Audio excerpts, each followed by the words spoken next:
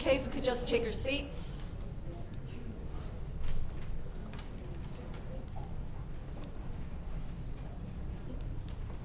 Good morning, everyone. My name is Mary Cunningham. I'm the Director of the National Youth Council of Ireland, and I'm absolutely delighted to welcome you to our Screenagers conference. We have a very exciting programme for the day, which I will take you through very shortly. But we're first of all delighted to have the Minister Pat Rabbitte with us today, and because of his very busy schedule, we're going to go straight to the official opening of the conference, and then we'll deal with the routine kind of housekeeping things after that. Minister Pat Rabbitte, Minister for Communications, Energy and Natural Resources. We're absolutely delighted. It's an unusual ministry to be invited to a youth work conference.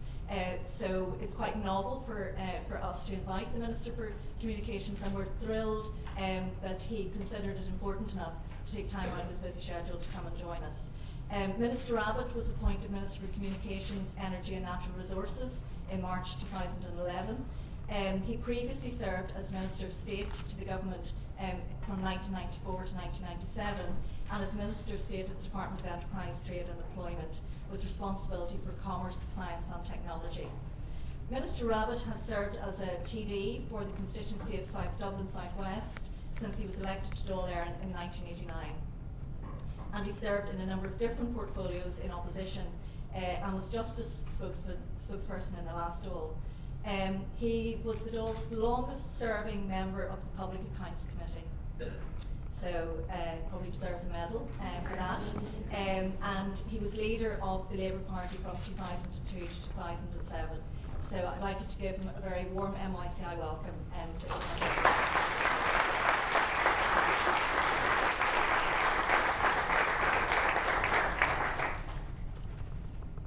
Thank you, Mary. Good morning, ladies and gentlemen.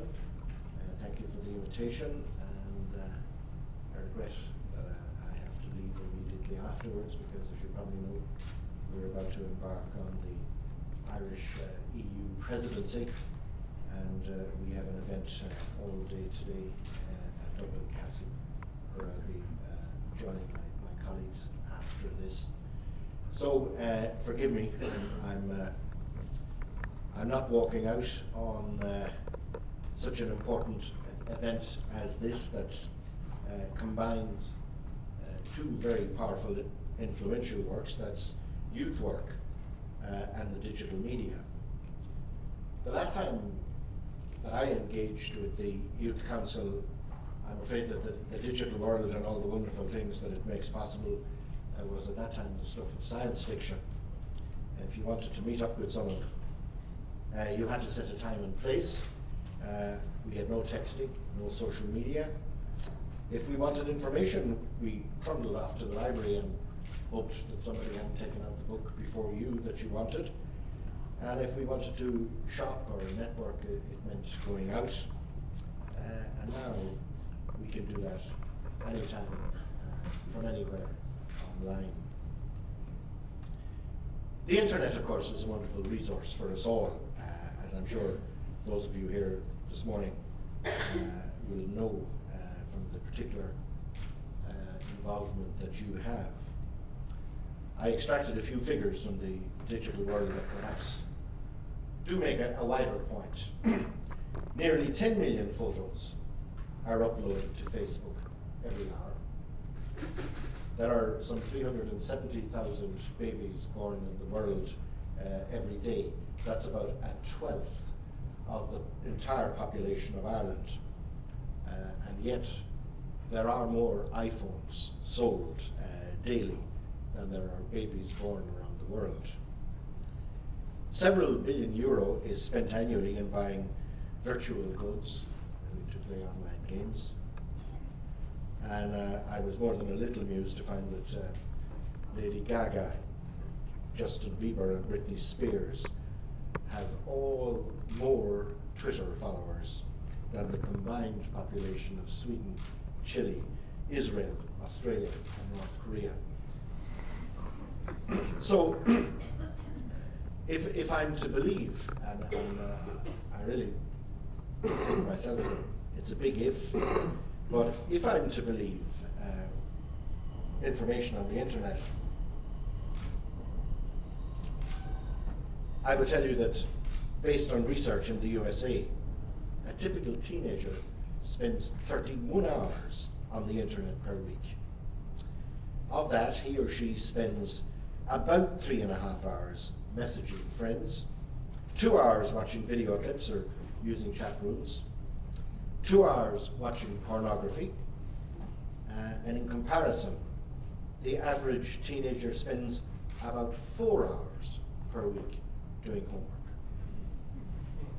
Here in Ireland, according to a report that I launched last week for UPC, the average adult is spending over 2.5 hours a day online.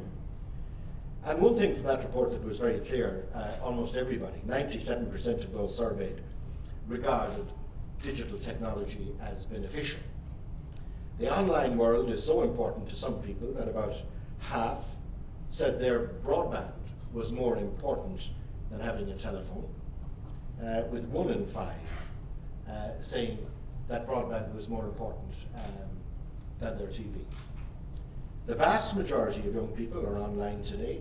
Those of you here this morning working with youth know more than most that the digital world is very important to them, helping them to keep in touch and entertained. This point was really brought home a few weeks ago in this auditorium at the Digital Youth Symposium, at which one researcher said that about half of the young people that she surveyed, the internet is the best place to know me. I know this gathering will be hearing from a number of distinguished speakers during the day. Dr. Brian O'Neill's research as part of the EU Kids Online project shows that Irish children or young people are often not progressing to more creative activities online. And that's something that I think we need to reflect on. Most of you here this morning will have heard of the 80-20 rule. Whether or not you place much store by it, I was surprised at the number of times that 80% recurs, featuring in internet statistics. For example, 80% of email is estimated to be spam. Reputedly, 80% of images on the internet are pornography. I don't know how reliable either of these figures are. I do know that here in Ireland, only about 80% of the adult population are online. So what about the remaining 1 in 5? Nationally, nearly 2 out of every 3 people aged 60 or over don't use the internet. And that's a concern, I think, for policymakers, because these people are missing out. They're missing out on some of the things that most of us, and young people in particular, like to do online, like accessing entertainment, keeping in touch with friends and family, and being more connected generally. They're missing out too on opportunities to save money by shopping and transacting online. There's an economic dimension to all of this. It costs less, often considerably less, to provide public services online compared to traditional over-the-counter services. More people transacting online means that we can provide public services more efficiently and more effectively. And that's another reason why achieving more digital inclusion will be a real win-win outcome. I know many young people, perhaps many of the young people that you work with, have made an important contribution to national digital inclusion efforts. Many transition year students are involved in initiatives like Log On Learn, providing basic internet training to older people or to their peers.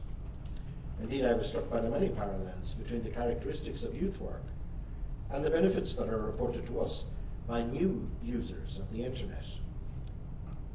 The similarities include complementing formal education, boosting self-esteem and self-confidence, building capacity and empowerment, and opening up new opportunities and expanding horizons.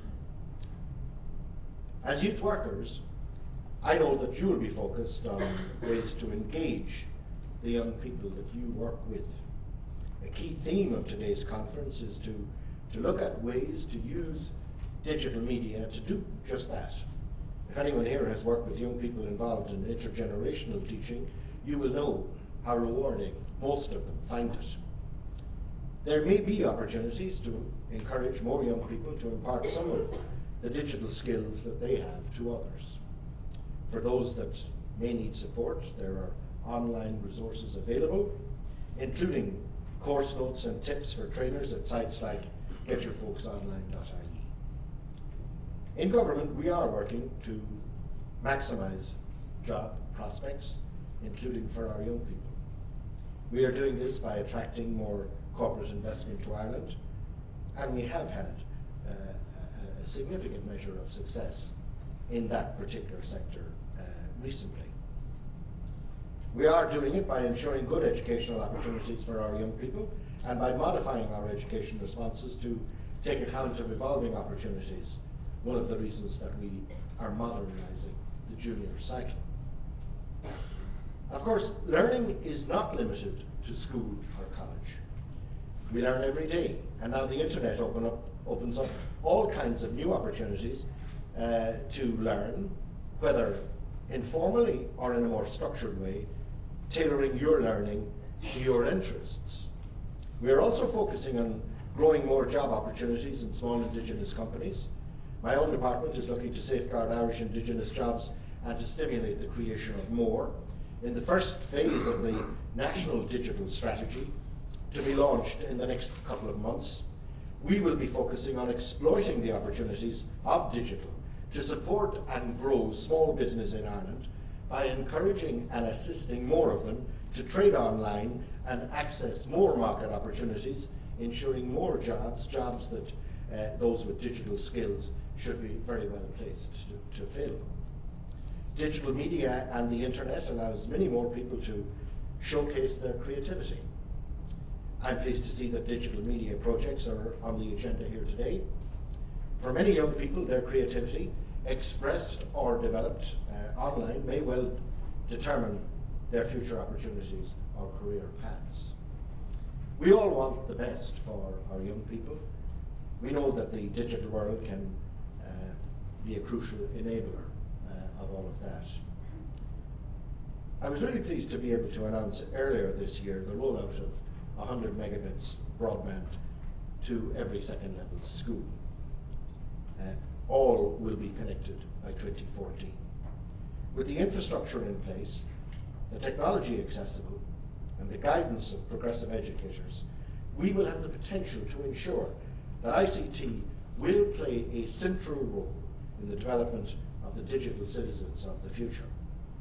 I very much hope that these facilities, including their industrial strength internet connectivity, will also be available to the informal education sector and the wider community. Investing in digital, the infrastructure and the skills is an investment in the future of our young people and in the future society and economy that they will be living in. My own view is that the digital media should be part of everyone's learning, whether in or out of formal education. We all need to work to ensure that this will increasingly become the case. I have seen the positive impacts digital media can have, and I'd like to tell you briefly about a digital focused education initiative that my own department has supported. Some of you here today may know about it. It's called Future Creators. It's being run by the Digital Hub in collaboration with the National College of Art and Design and funded by my department. Future Creators worked with young people from a mix of backgrounds outside of school. The aim was to provide a digital learning experience and to explore models of digital learning. The focus was on digital media, including online publishing, short film making, and app development. The program involved an element of exploration, some learning by doing, as well as a degree of self-directed learning. The young people on the program liked it very much. Their parents and teachers did too. We had it independently evaluated. The evaluators found that those participating in Future Creators benefited in many ways. They developed new skills. Their engagement levels were high. Some were surprised at how much they could achieve. Their social and interpersonal skills developed. Their levels of confidence improved. Their levels of ambition went up. Their performance in their normal school environment improved, and many of them are now keen on careers in the digital media sector. I see that as more evidence of the importance and the potential of digital learning environments. Digital media, particularly when coupled with the right guidance and support, can facilitate increased levels of creativity and innovation. I suppose we would claim, we the Irish, that we're a creative lot and that we like to communicate. Using digital tools to create and the internet to disseminate, who knows what we can achieve. I do know that some of the world's most popular products and services, now worth billions, did not exist a decade ago. Relationships are a big part of youth. There is, however, one type of relationship that we would be all better off without, and that's the bullying relationship. All of you know of recent very tragic events relating to this issue. Bullying is insidious. Where it occurs, it can be very damaging to those who fall victim to it. Whether it occurs on or offline, we all need to do whatever we can to tackle it. The problem is one of cruelty of some individuals to others. Sometimes it is perpetrated online, and I know that Dr. O'Moore will be focusing on bullying this morning, and her insights will, I hope, assist a better understanding of the problem. In my own learned opinion in this area, it seems to be a complex issue, one that should be tackled from different angles, focusing on the perpetrators and on the victims. In tackling the issue, we will need to ensure that all young people have the skills they need in terms of social and digital interaction. So in closing, I just want to commend all here who are involved in youth work. Your efforts, voluntary and otherwise, make a real difference to the lives of our young people. Our society is very much better off as a result of your efforts, and those efforts deserve more recognition. I hope that you'll all enjoy today's proceedings, and that at the end of the day, we will have identified ways to make better use of digital media in further engaging and helping our young people. Thank you very much indeed.